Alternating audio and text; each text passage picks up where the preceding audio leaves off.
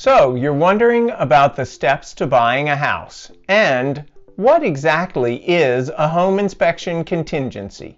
Well, that's what we're talking about today, and we are starting right now.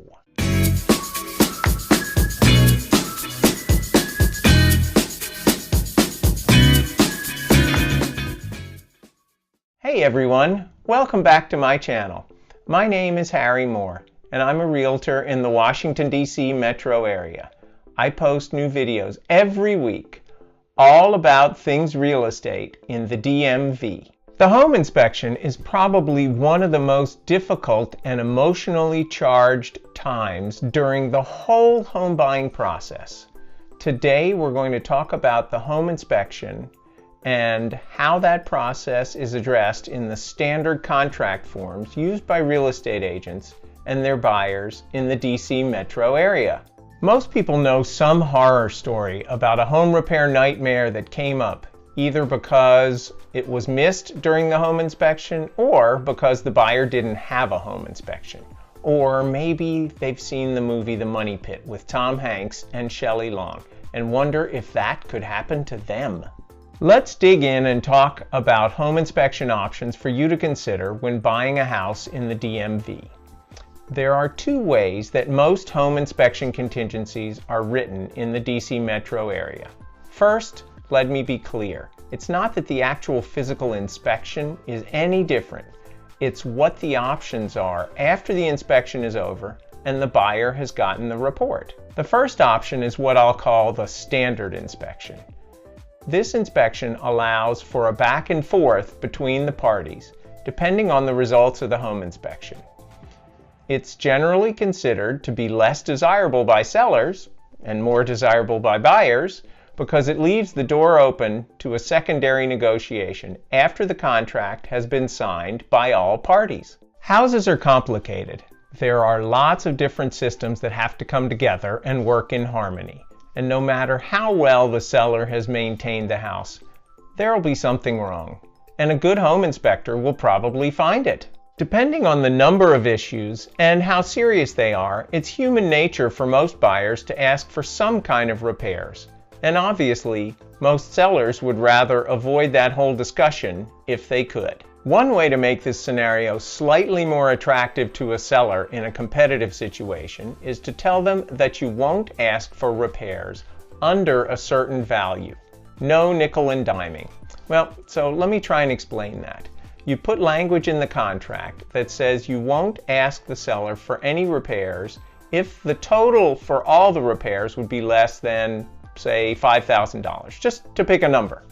That means that if there are a bunch of small items, but the major systems are in good condition, then you probably won't ask the seller for any repairs. But it does give you a backstop if there's some major unanticipated issue that comes up during the home inspection.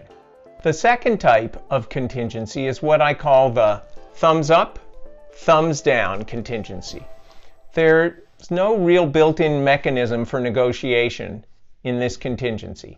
After the physical inspection is completed, you have the home inspection report, you receive it, and then you either decide that you'll move forward and take the house or that you're walking away. This scenario can be very attractive to sellers as the buyer is saying right up front from the get-go that they will not ask for any repairs, period.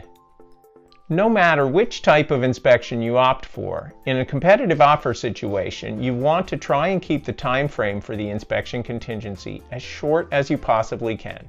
Generally not more than 5 to 7 days. Now let's take a couple of minutes to talk about an offer with no home inspection contingency in the contract. There are a couple of ways to do this. The first, most obvious one would be writing an offer and not doing any sort of home inspection. This is more than most regular buyers can stomach, and rightly so. Buying a house is a big investment. It's the largest single purchase that most people make in their lives. It's a lot of money to spend with no due diligence as to the condition of the property, and not something that I normally encourage, but in some situations it might be appropriate. Let's say the buyer's planning to do extensive renovations, where very little of the original house would even be left. Then a home inspection might not be needed. Or maybe the buyer is in the building trades, so they might feel comfortable doing their own inspection of the property when they first go to see it.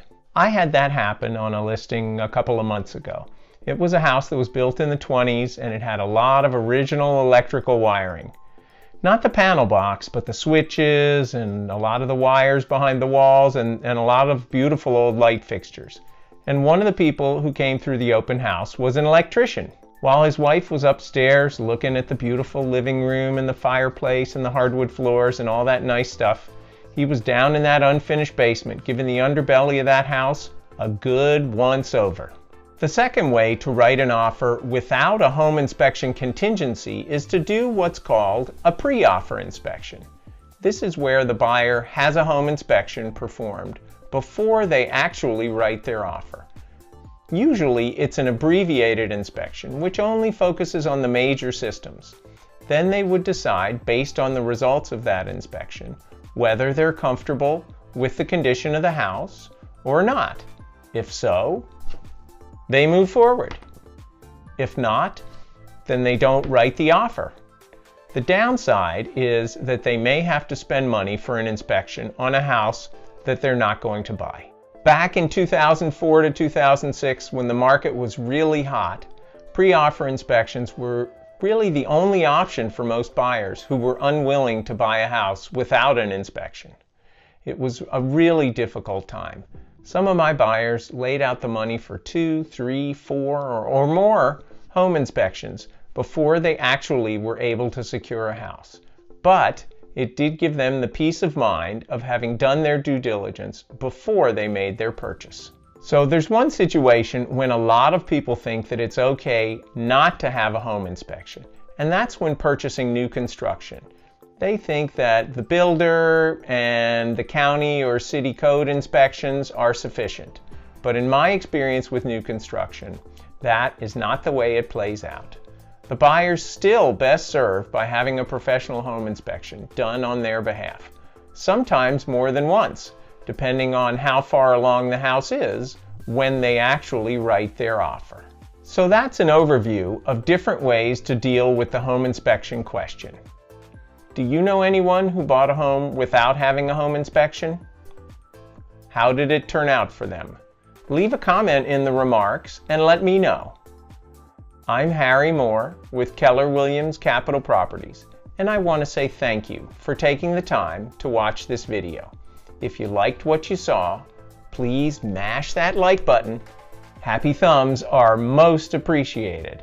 Also, if you want to see more videos about real estate in the DMV, then subscribe and ring that bell so you'll be updated whenever new videos come out. Make it a great day, and I'll see you again soon.